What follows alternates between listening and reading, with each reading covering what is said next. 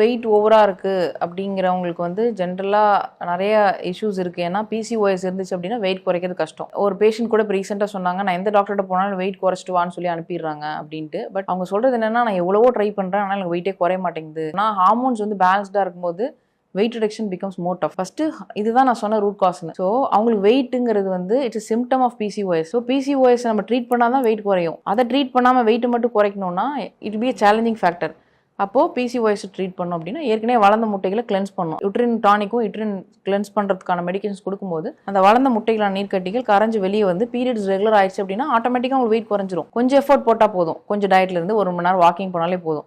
அந்த குண்டா இருக்கிறத வச்சே வந்து பாயிண்ட் பண்ணி இதனால தான் அவனுக்கு குழந்தை இல்லைன்னு சொல்லும்போது அந்த பெண்ணுக்கு வந்து ரொம்ப ப்ரெஷர் ஆகிடுது.